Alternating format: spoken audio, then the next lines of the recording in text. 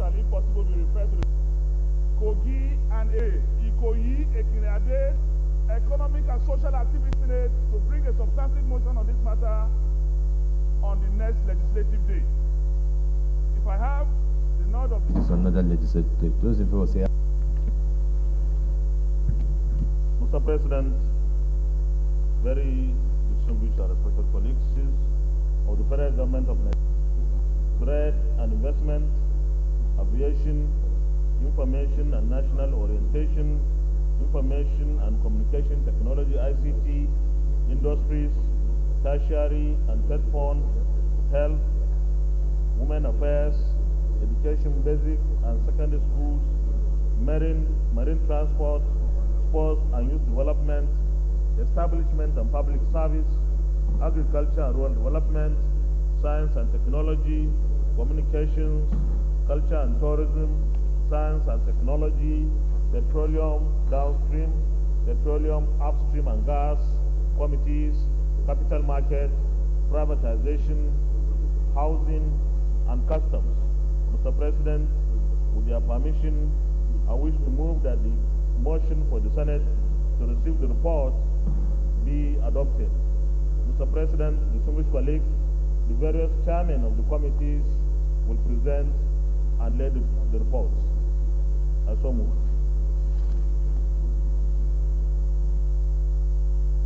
Mr. President, distinguished colleagues, I rise to second the motion as moved by the leader. Distinguished colleagues, those in favor that the Senate do receive the report of the Senate committees on the 2017 budget of corporation agencies of the government of Federal Republic of Nigeria, as stated by the leader, say aye. Those against say nay. The ayes have it. So, with the chairman, Chairman Finance, go and lay a report on Inland Revenue Service.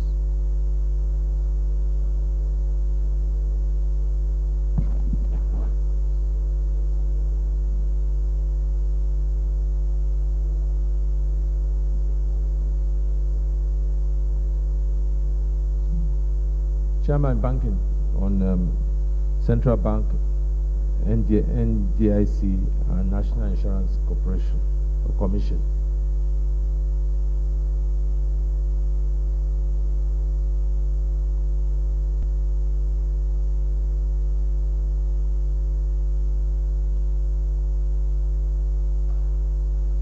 Trade and Investment, one lay report on Corporate Affairs Commission, Oil and Gas Free Zone Authority, Financial Reporting Council, Nigeria Export-Import Bank, and Nigeria Export Promotion Council.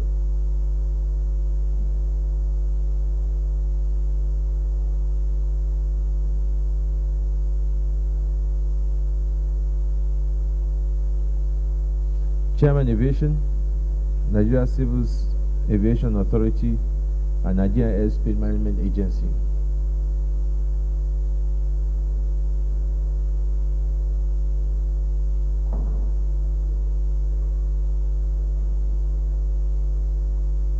Chairman Information and National Orientation, Federal Radio Corporation, National Broadcasting Commission, NTA, and National Film and Video Censors Board.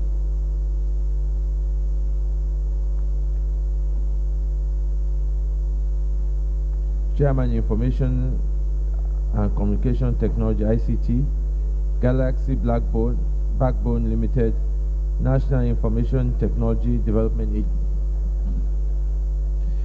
Chairman Industry, Standard Organizations of Nigeria, Industrial Training Fund, and National Automotive Design and Development Council.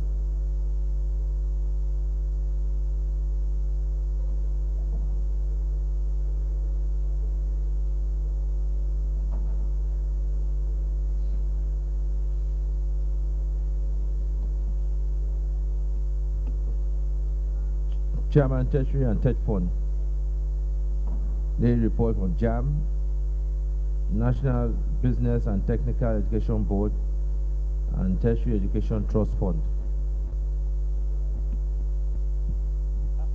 Mr. President, the two institutions shown here are not, their bodies are not part of, are not one of those that have been committed. So you don't have anything to report, no? You have no report to lay, yes? None at all, okay. Chairman Health on NAFDAC. NAFDAC.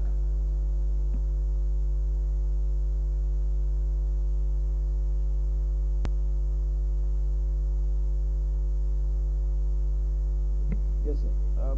The National Health Insurance Scheme was omitted on the list, but I have it here. Are you you're laying two reports, are you?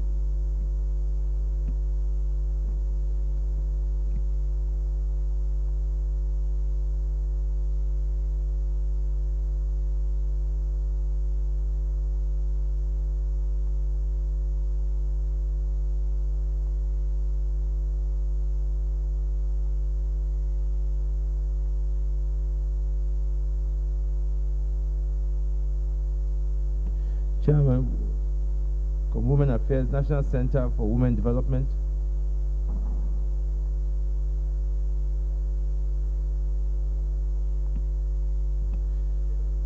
Chairman, Education, Basic and Secondary, National Examination Council.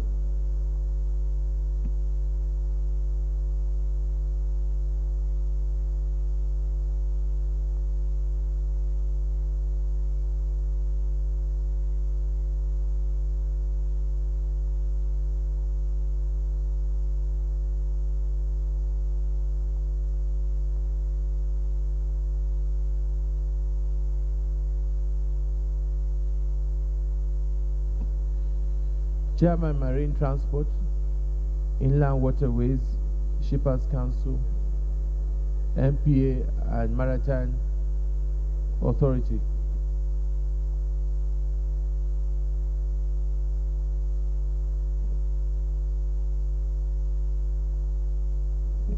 Two agencies were omitted on the other paper, which include the Maritime Academy of Nigeria (ON) and Council of Regulations of Freight Forwarding of Nigeria. But I have it here on the report. How many reports do you have for us? 6? All right, come and lay all 6.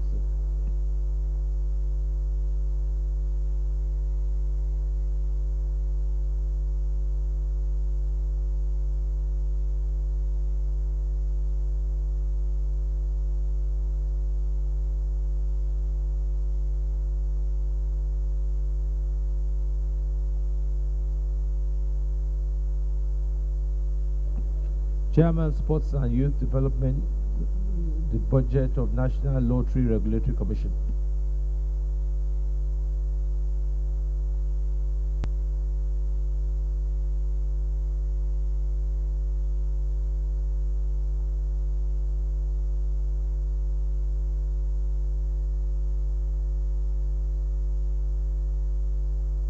Chairman, Establishment and Public Service, National Pension Commission.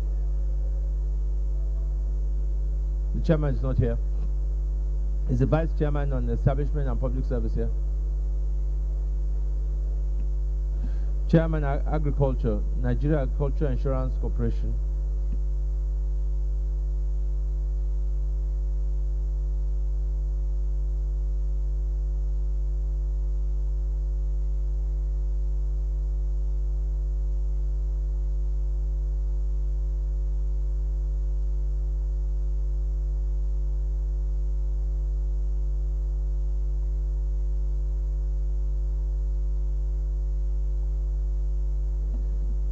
Chairman, Science and Technology, Airspace Management Agency, Raw Material Research and Development Council, and National Communication Satellite. Is the chairman? Yeah, go ahead.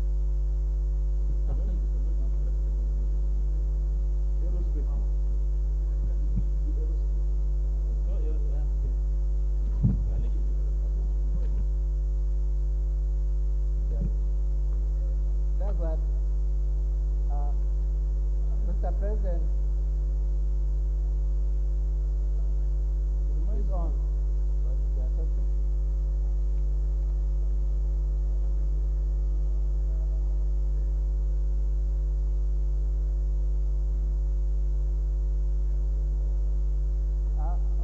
Mr. President. Central Guy. Your Excellency. Just a second. Just a second, Senator Yusuf. Yeah, Senator Kaya, yeah, you came under observation. Yeah. Your Excellency, I'm Kabir Ugaya, represent the people of Kano South from Kano State. Just an observation, Mr. Chairman, Mr. President, that Nigerian Airspace Management Agency, NAMA, is supposed to be under aviation. So I don't know why it should come under science and knowledge. Should be under. Yeah, I think that's an error there. Yeah. Okay. Yes, Senator Yusuf.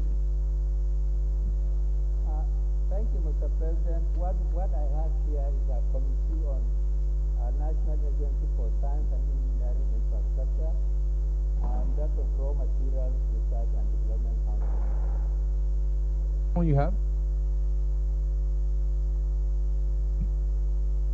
One is National Agency for Science and Engineering Infrastructure, and the other one is Raw Materials Research and Development Council. Thank you.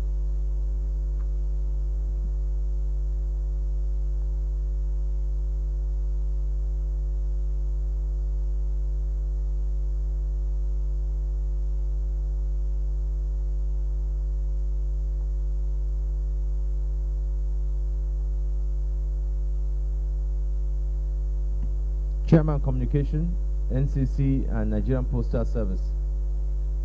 Vice Chairman Communication, Petroleum, Downstream, Upstream and Gas, NNPC. Yes, Senator Marafa.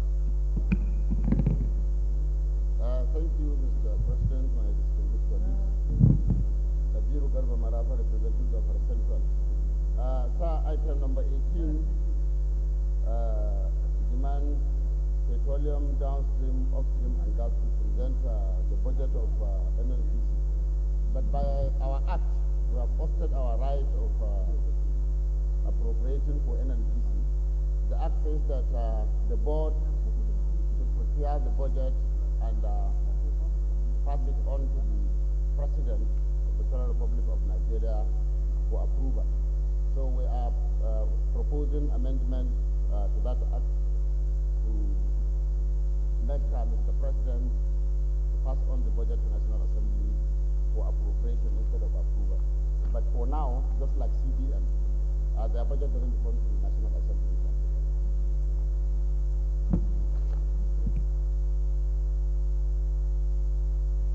So NNPC is not under the Fiscal Responsibility Act.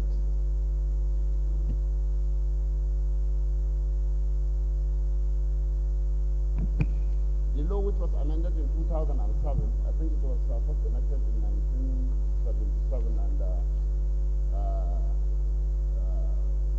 amended in 2007. It says, I will get a copy of the law now, yes. It says that the board, NLPC prepares its budget to be approved by the board, who should pass it to the President of the Federal Republic of Nigeria for approval. That's all it says.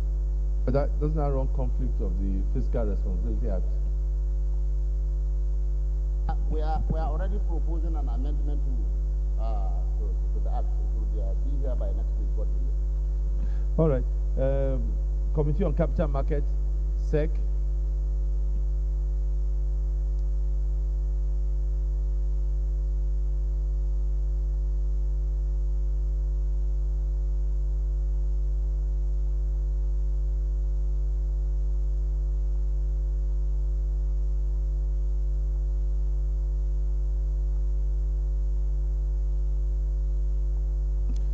Committee on Privatization, BPE.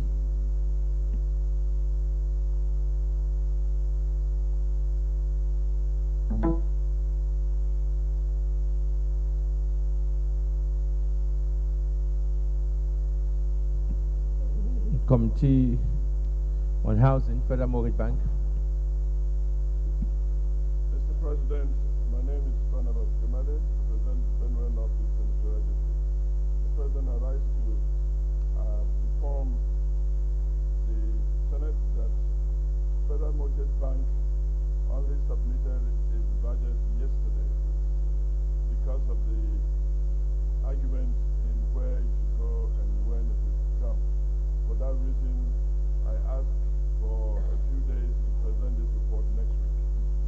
next week then. Committee on Customs.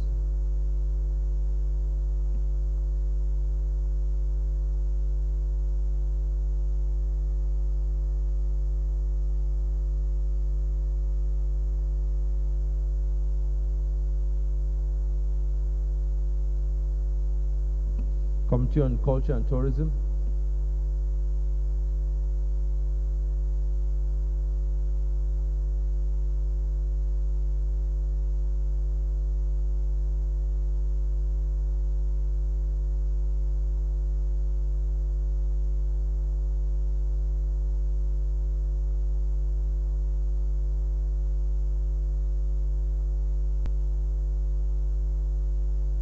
Committee on Science and Committee on Interior.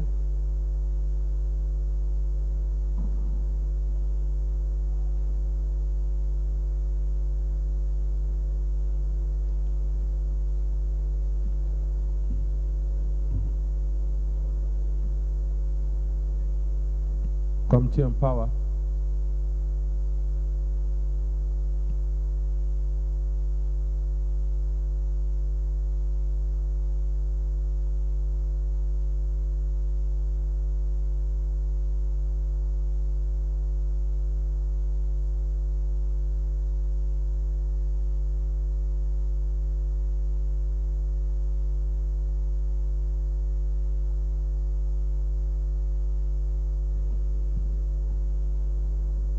The Chairman Rules and Business will see whether we can start to take these reports for considerations from tomorrow so that we can finish them as quick as possible. Yes, and to it's not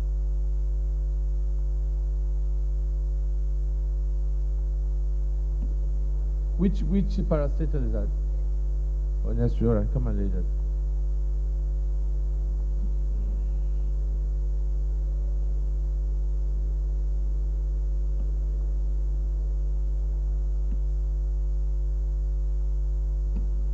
Leader of the Senate. Mr. President, very distinguished colleagues, the first order of the day is a motion standing in the name of Senator Mustafa Bukar and 4 others on the demise of Senator Kanti Bello. Mr. President, you may wish to invite Senator Mustafa Bukar to move the motion. Senator Mustafa Bukar, Katsina North.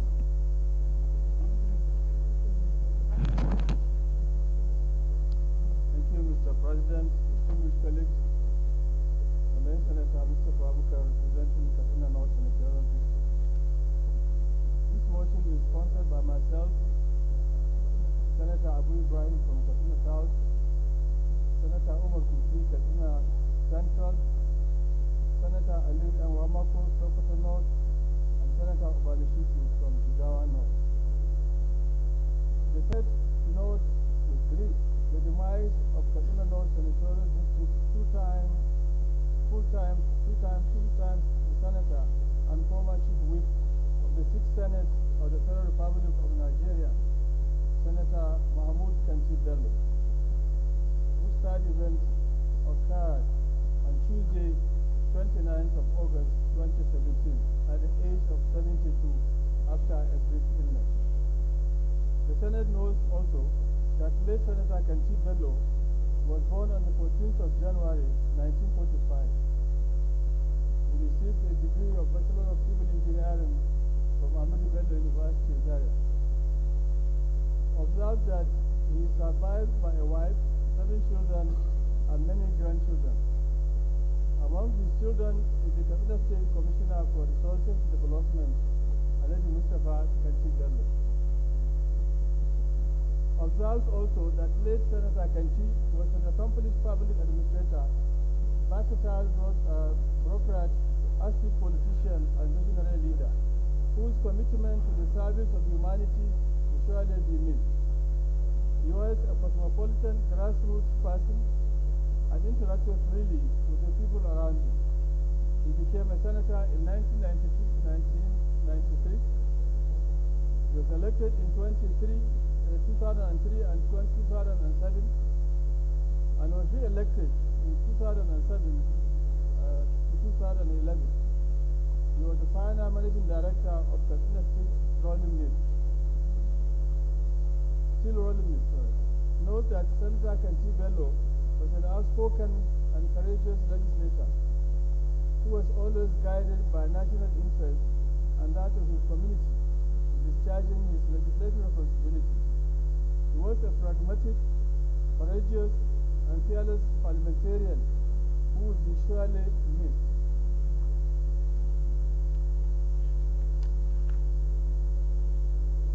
Aware that late Senator Kanti was a charismatic politician and political leader with honesty, passion, and fervor that traversed the political spectrum, appealing to all social strata. He was at home with the grassroots as he was with the elite. We pray to Allah subhanahu wa ta'ala to grant him Jannah Firdausi and grant his family the fortitude to bear the irreparable loss. Amen. Accordingly, resolved to observe a minute silence in honor of late Senator Mahmoud Kanti Bello. Thank you very much, Mr. President. I so move. Any contribution, I'll just go straight to the prayer. Yes, and to Kwankuso.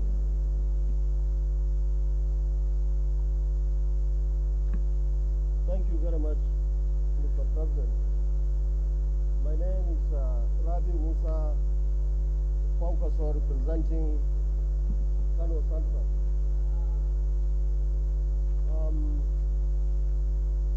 Mr. President, Senator Kanti Bello was a senator in 1992-93 during the aborted Third Republic, when I was Deputy Speaker of the House of Representatives. And all of us were under the group of General Shehu Musa Eradua. And of course, he was a pioneer MD of Katsina Steel Rolling Company. He was an engineer, a consummate politician that personified the phrase man of the people. He was a principled politician who could die for his belief, a distinguished Nigerian, a respected leader, an elder statesman, and highly generous to a fault. He was one time Amir al-Hajj of the Nigerian pilgrims to Saudi Arabia, under whose watch, for the first time in 20 years, all the Nigerian pilgrims were lifted on time. Indeed, the late Kanti Bello has lived a fulfilled life. May Allah forgive his shortcomings, and may he have mercy on his soul, and grant him the natural Firdaus, and may his soul rest in perfect peace. Mr. President, in addition to the prayer that was given by my distinguished colleagues, I want to add additional prayer that the federal government, or urge the federal government to immortalize Senator Engineer Kanti Bello. Thank you, Mr. President. Senator Abu Ibrahim. Mr. President, distinguished colleagues, my name is Senator Abu Ibrahim, representing Katsina South. I am a co-sponsor of this bill of this motion, but I would like to add that no politician in Katsina knows Kanti Bello more than me. We have been politicians together, but in different parties. In 1992, he was a senator under SDP. I was a senator under NRC. 2003, he was under PDP. I was under ANPP. We are only in the same political party during the merger of ACN, CPC, AMPP, and others that will come together under one political umbrella. So as I've said, no politician knows Kantibel more than me, because we have been fighting politically from different political parties. So Kantibel was a very, very strong, astute politician. We used to call him Seroji. Everywhere will be the sense of Seroji. So I think we have lost a great politician in Katsina and in Nigeria. And I agree with Senator Kwankwaso and the sponsor of this bill that we pray Allah to grant him mercy and agenda for terms. Thank you very much, sir. Deputy Senate President. Thank you, Mr. President, for the opportunity to contribute to this motion on our friend, late Senator Kantibelo. Kantibelo, at his death, was my immediate neighbor at our quarters.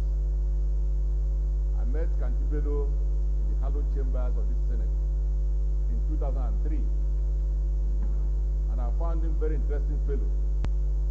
He used to sit somewhere here as a member of the opposition at the time. He was such a very knowledgeable man, an accomplished engineer. His contributions during debates were quite fundamental. 4 years later, he switched party and joined us in PDP. He was very effective as an opposition senator. But when he joined the PDP, he was still behaving as if he was still in the opposition. In spite of the fact that we made him the chief whip at the time.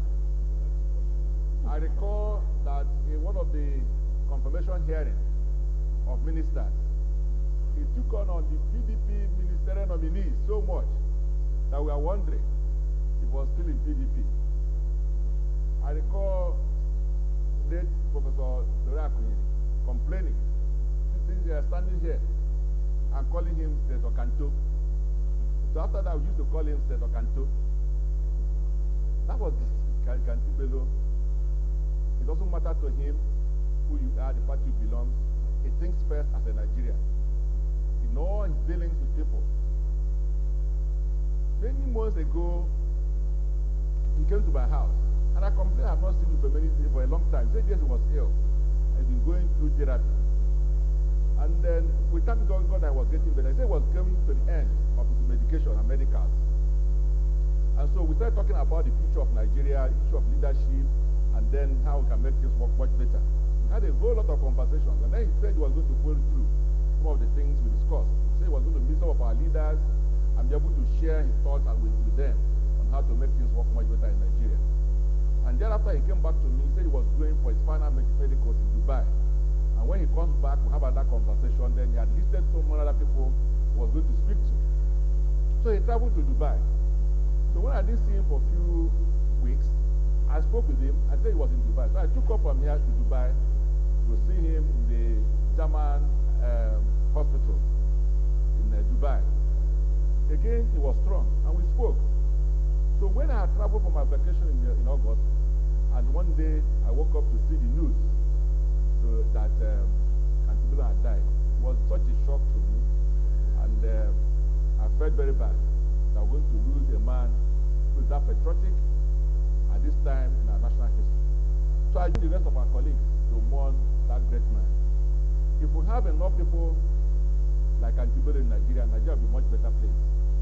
I believe that we need to ensure that people like Kantibelo are encouraged to find themselves in critical positions where they will see themselves as Nigerians.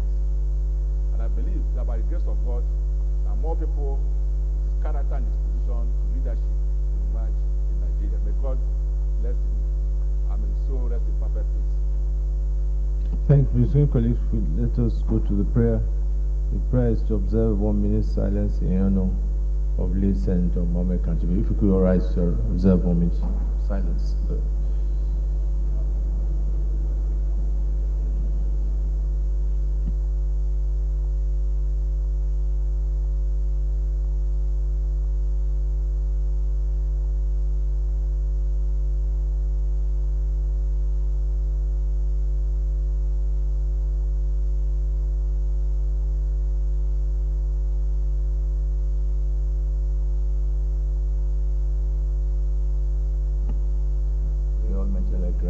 General Fidels. Distinguished colleagues, on behalf of the Senate of the Federal, let me commiserate with the family of Cantivelo, the government and people of Katsina State. As all said, this was a grassroots politician, a leader who was selfless in his contribution to welcome his people and very courageous. And we've all heard glowing remarks that was given to him, and that will continue. May Almighty grant him a General Fidels and give strength to his family to bear the loss. Leader of the Senate. Mr. President, very distinguished colleagues, the second order of the day is a motion standing in the name of very distinguished Senator Samuel Anyanwu on the allegation of corruption against NNPC trading. Time to conduct a holistic investigation. Mr. President, you may wish to invite Senator Samuel Anyanwu to move the motion. Senator Samuel. What I have here. Thank you, Mr. President. Very distinguished colleagues. My name is Senator Sam Anyanwu. I represent Imo East in Imo State. Mr. President, colleagues, this motion is coming as a result of resolve of this Senate to support the present administration in the fight for corruption. And this motion has allegation of corruption against NNPC trading. Time to conduct a holistic investigation, Mr. President. The Senate are aware that NNPC Trading Limited is a business creation of Nigerian National Petroleum Corporation. Aware that NNPC Trading is composed of the following outfits: Duke Oil, Hyson Carson JV, NAP Oil JV, and West Africa Gas Limited JV. The State aware that Duke Oil was incorporated in 1989 in Panama and therefore does not pay tax in Nigeria. The State is aware also that Duke Oil was specially registered to play a dominant role in the trading of petroleum products, especially crude oil trade in the international oil market several years ago. Further aware that Duke Oil, compared to other major players in the sector, is still grappling with the basics of what it was registered to do, in spite of massive support for the NNPC, owing to large-scale corruption. Further aware of the decision by the current PMD to allocate almost all products to Duke Oil. This is in addition to its automatic inclusion in the listing of crude oil, gas, etc., which thus made Duke Oil a money-spinning outfit that is accountable only to NNPC. Aware that Duke Oil remains the sole importer of AGO to PPMC and retail, which it does through third party, since it cannot import by itself. This contributes to slowing the growth of our indigenous companies that are making giant strides in the sector. Aware that since NNPC owns NNPC Trading Limited and the refineries, they also shortlist companies that get allocation of products, lifting of crude oil, and importation of products, thus giving undue advantage to the in-house company, even where it lacks the capacity and requisite requirements to do what it's doing today. Also aware of the general lack of transparency and level playing field in favor of Duke Oil to leave products without payment as against its competitors in the sector. Further aware that these have combined to make Duke Oil the highest money earner and at the same time the highest money waster because of the massive corruption in the way and manner the transact business. The Senate is concerned that this relationship has helped to greatly stifle the growth of indigenous companies operating in the sector. The Senate is also concerned that Duke Oil lacks the requisite credentials to trade internationally. It therefore makes Duke Oil a giant commission agent only.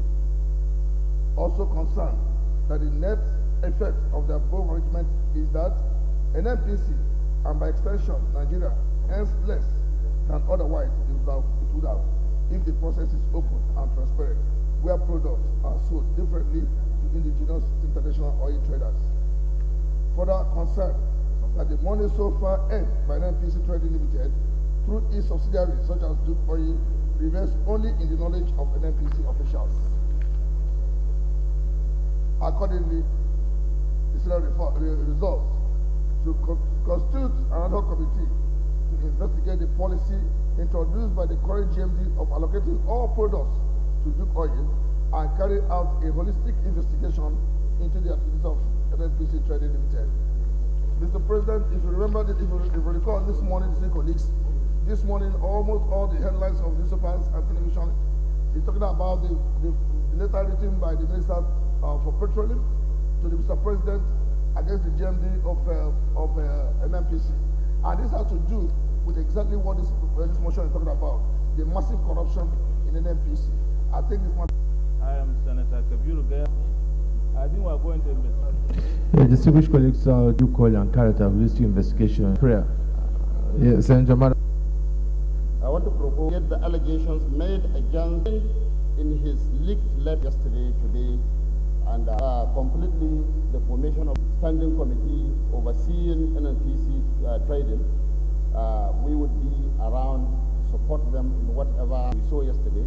I want to propose that we include everything into this motion. All right, who's second? Senator Samuel Wood. I rise second the motion, ably moved by Senator Marafa, that the GMD of NNPC be also investigated along with the ad hoc committee that will be formed by this Senate. I so second. Distinguished colleagues, I think the prayer by Senator Marafa is that they should investigate the allegations made by the Minister of the State of Petroleum in reference to the GMD as part of the name and how that was being accounted for. Senator Francis Ali Mekena Nyako and Senator Unkuyu Wamako as chairman, Senator Samayan as member, Senator Babakaka Gaba really go to the root of what we have committed to Nigerians in stamping out corruption, and they must be investigated and the reports brought back to us as soon as possible, and we hope that the quality of... Mr. President, very distinguished colleagues, the third order of the day is a motion standing in the name of Senator Adam Alero and two others on the urgent need to move the motion. Senator Adam Alero.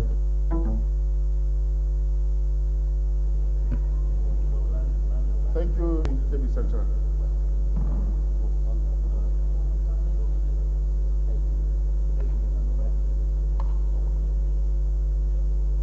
Mr. President, distinguished colleagues,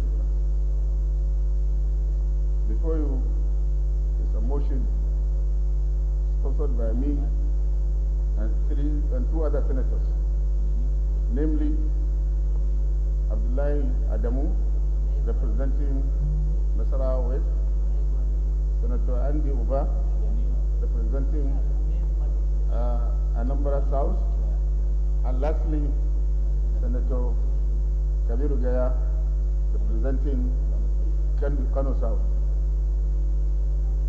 The Senate observed that the Nigerian market is currently flooded with imported maize from Ukraine, Brazil, and South Africa. The Senate also notes that imported maize is liable to import duty of 5% only. Consequently, information available shows that between the month of July and August, more than 10 ship loads of maize have berthed in Lagos and Port Harcourt ports, and more ships are likely to arrive between now and December this year.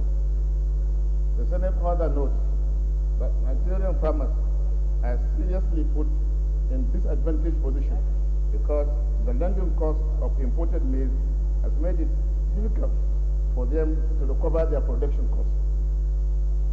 This invariably means that millions will be out of job next year due to massive importation of maize. The imported and dumped maize sells at much lower price than the locally grown maize. The Senate further observed that the beneficiaries of this importation are mostly foreigners, whose interest is mainly profiteering at the expense of federal government policy on food security and self-sufficiency, which is also geared towards providing employment for the teeming unemployed men and women in our country. Further observe that in this era of diversification of our economy, agriculture provides the best complement, if not alternative to oil. Maize farming, not maize importation, would have been encouraged and improved upon, and our scarce foreign exchange conserved if such importation is targeted at agricultural implements which will be made available to our farmers. Aware that at this stage of our economic development, coupled with the fact that we are marginally getting out of recession, promotion of local production that will have competitive advantage will be more preferable to importation, no matter how cheap the landed cost of that item is.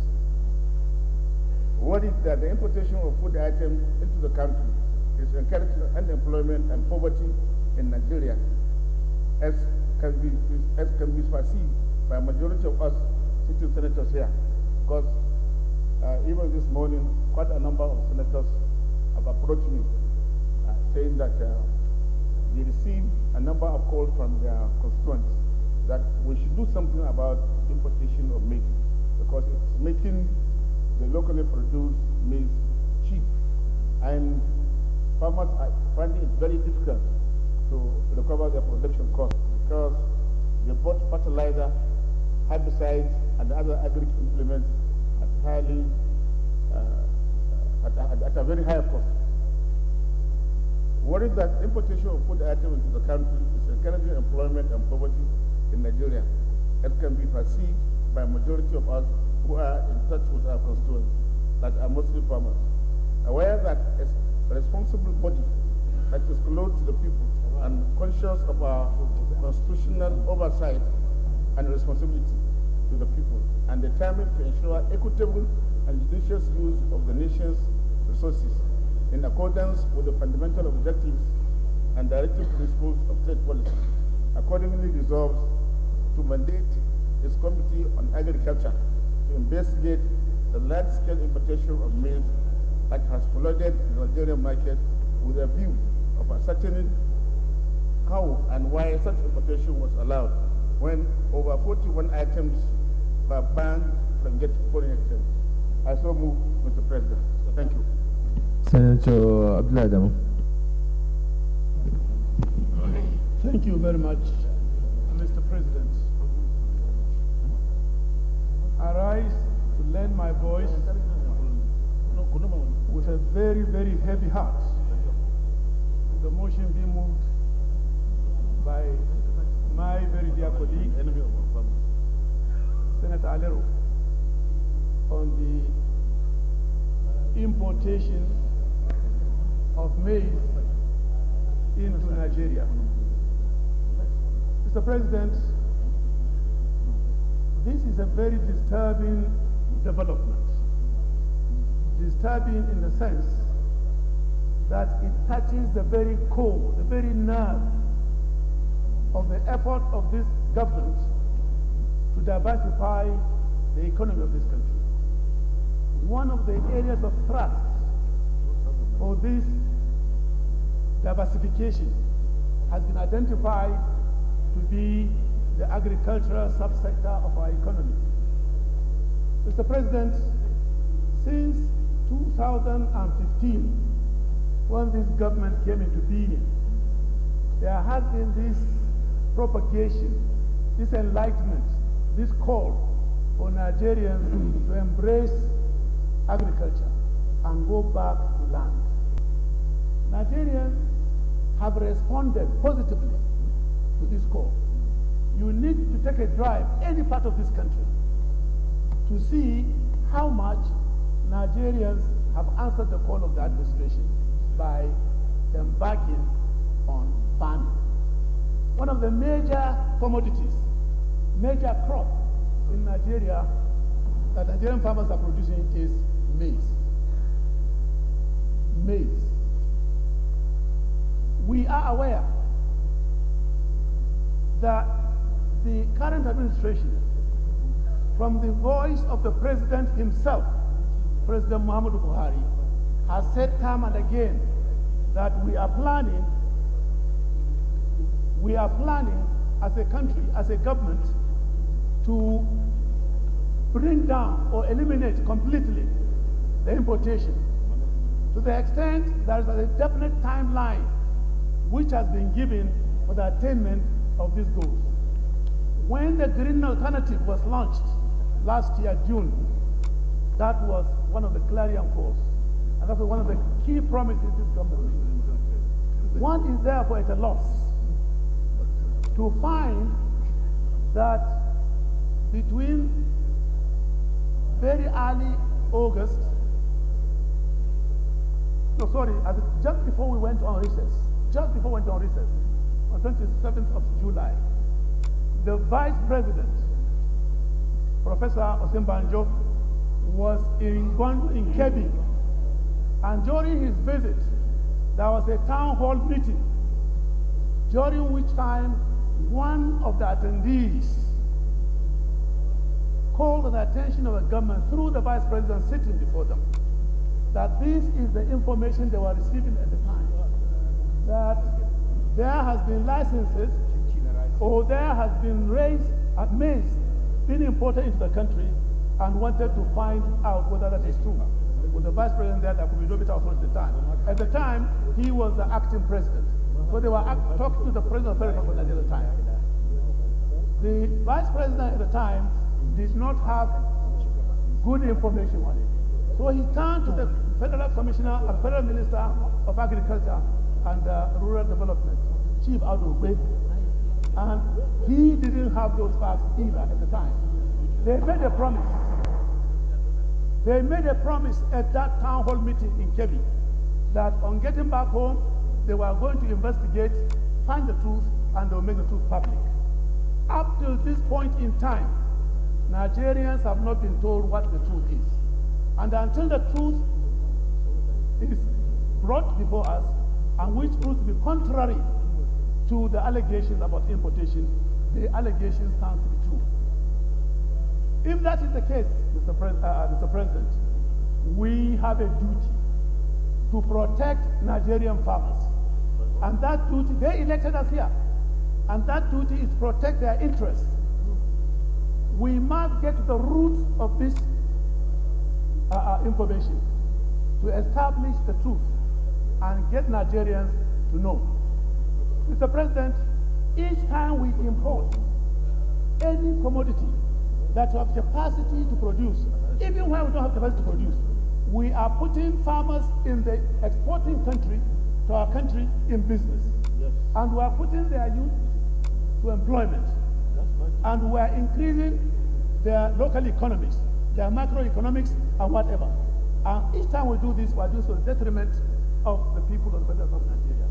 This is a very serious matter, and it needs to be investigated so the truth will be known. I so support, Mr. President. Senator Samegu. Thank you, Mr. President. Senator Sam Ebu representing Ebony North. Mr. President, ordinarily, one would have felt happy that the cost of maize is coming down by this importation, especially for those of us who are poultry farmers. The cost of maize, because maize and soya bean, they are the two major components of feed for poultry in this country and the world over. But the situation where this importation is done, and the major actors in this area, the poultry farmers, are now going to buy from fellow poultry farmers who had the opportunity of this importation. It's not fair to all of us. So I was thinking that if the policy is to import maize, the poultry Farmers Association to be consulted. They should know about it so that actors in this field should have the benefit of this importation, and not a situation where you are buying at a very high cost in order to produce feed for your poultry from your fellow competitor in that area. I think that is not proper. And I think that while I'm supporting this motion, I think that the right thing should be done so that equity and justice should be seen to have been done in this importation. Thank you, Mr. President. Senator Aliu Sabi. Thank you, Mr. President, distinguished colleagues. Aliu Sabi Abdullahi, Niger North. Mr. President, distinguished colleagues, this particular motion, the subject matter is one that saddens my mind, because for government to want to diversify the Nigerian economy, to put agriculture in the front burner, as we have been told, and for this kind of policy to be allowed is actually a setback. Mr. President, distinguished colleagues, 2 to 3 things are very important here. First, this policy is obviously a threat to national food security. A threat to national food security in 2 ways. This massive importation is surely going to also allow importation of disease conditions such as stem borers and maize blight. And these 2 disease conditions are known to devastate any maize production system. It's a very serious matter, and if you look at the pallid state of our seed system and even the quarantine system, the tendency is that this massive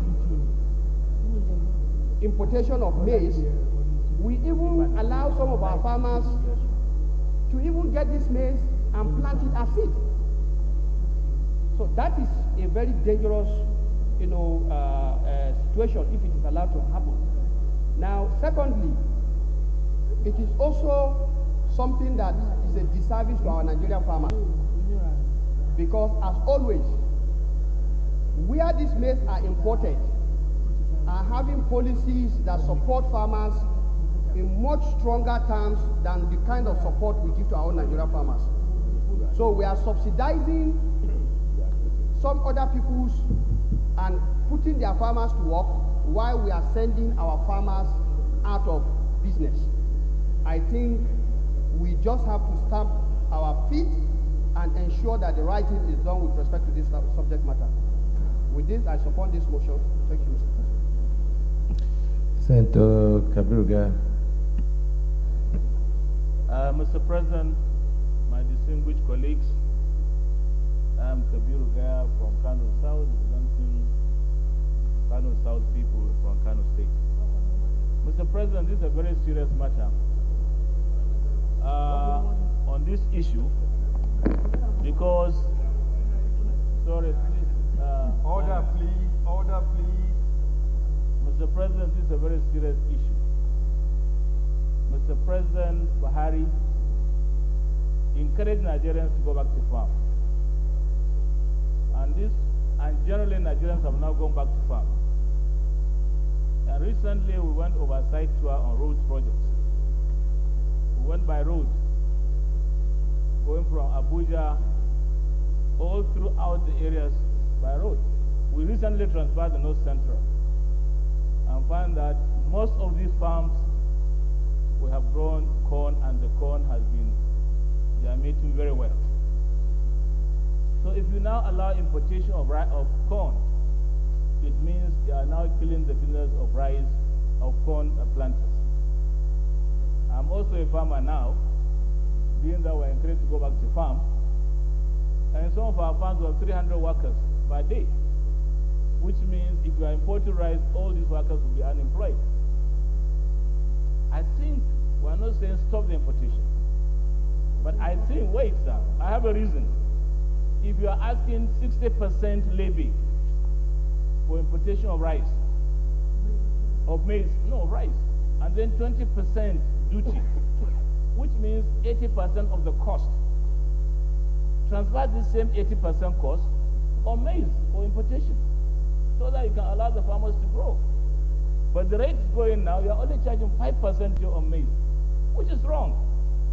So we are appealing to the government, sir, that we are not saying ban totally, but we encourage farmers to grow. So let's put the same 80% tax on the importers of maize. That will help at least balance the situation.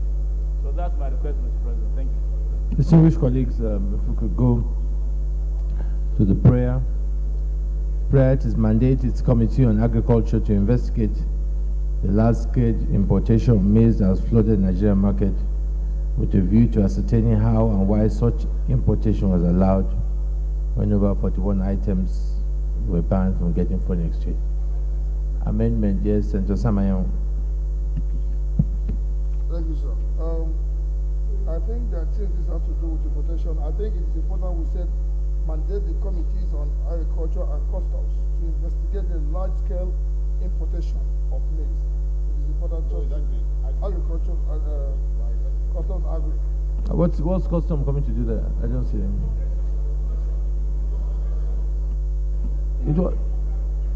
It was not illegally imported. It's more of the policy of which that led to the importation. Okay.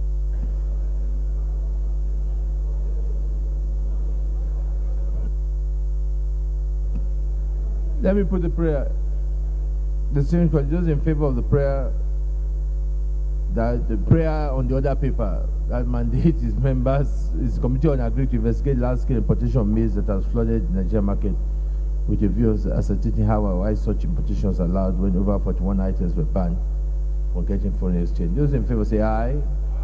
Those against say nay. The ayes have it. Any additional prayer? If not, this, yeah, Senator Yusuf. Thank you, Mr. President. You see, election here is around the corner, and there are so many ways in which people will launder money into this country. So I want to add a prayer that mandate the committee to identify the importers, the sources of funding, and the payments for the import. I didn't hear the sources of what?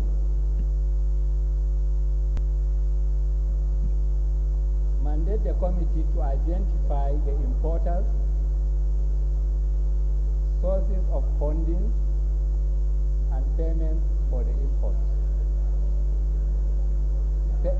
Payments for the import. But the committee, that first prayer covers all that.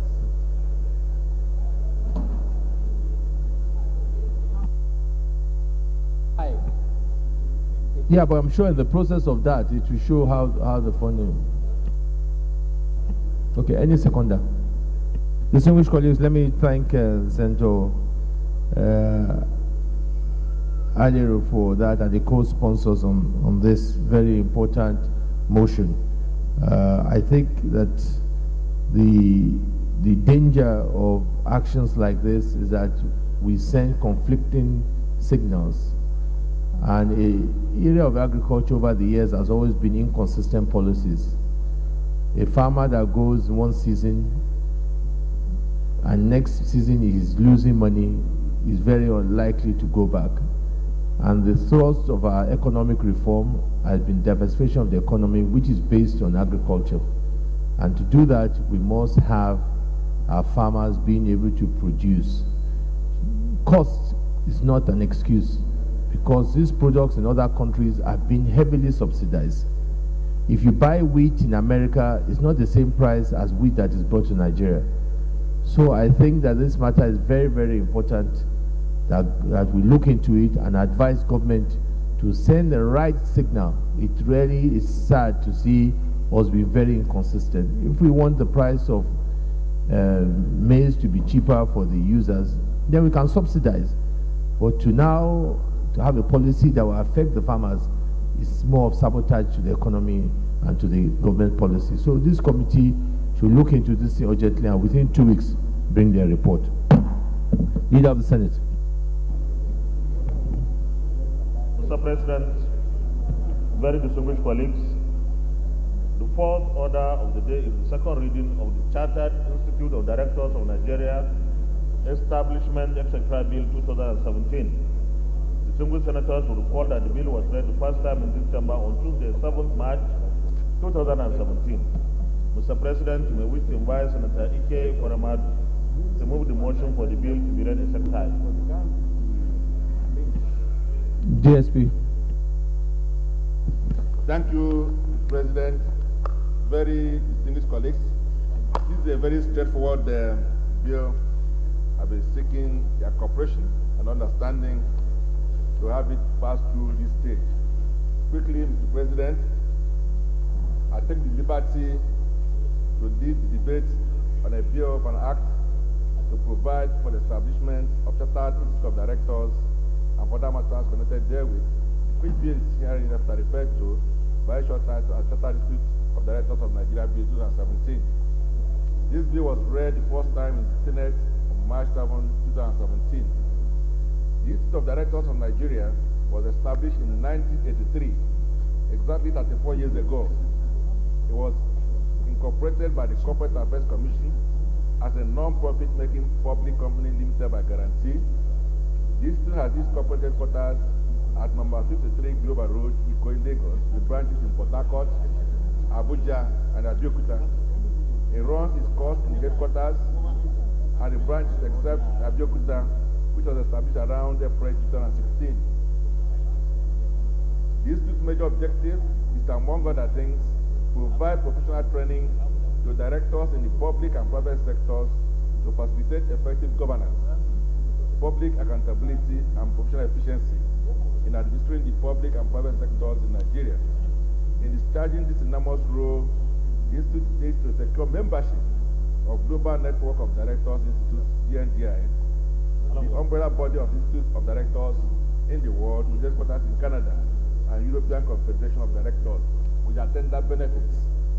The Institute requires to be affiliated with these and other related international organizations with specialties or mandates in provision of capacity development services to directors worldwide. The Institute currently is not a member of the two world most famous bodies in this sector on the ground that it's not established by law in Nigeria to qualify as chartered. And that's what this bill seeks to do, to ensure that it's established by law to enable it to affiliate with the world organizations in this sector. This failure has affected the development of this institute despite its long functional existence. It has also limited its capacity to participate in international conferences, send students on exchange of experience visits, and the number of benefits that only certain institutes of directors enjoy. The bill is proposed to make the Nigerian Institute of Directors a chartered institute to acquire all the recognitions, benefits, and technical support needed to make it effective in provision of capacity development services for directors in the private and public sectors in Nigeria and the rest of the world. This bill seeks to establish a chartered institute of directors of Nigeria, promote the practice of directorship in public and private sectors in a challenging and supportive environment, provide well-educated directors, specialists with critical thinking and creative problem-solving skills, prepare knowledgeable, skilled, culturally competent, compassionate, and respected specialists, corporate governance practitioners. Also strengthen the institute to collaborate with individuals, organizations, and agencies whose interest is in building the human capacity of Nigerian directors and corporate governance with the aim of developing professional and technical know-how and improving productivity. To also promote high level of ethical standards in the practice of this profession and skills that is attained by persons seeking to qualify as members of the institute. Ensure that its members maintain reputable and high standard of conduct expected of any professional practice. Provide for the training and examination of persons designed to become members of the institute and to promote and protect the interests of its members. Arrange the establishment and maintenance of a register of its members as well as the publication of their lists from time to time. Establish a library that will enhance the study of the profession in Nigeria and beyond. Order, please. Perform such functions as are incidental to the object or as council may deem necessary for the attainment of 4 or any of these functions under this bill. The bill has 40 clauses with 2 schedules divided into 7 parts.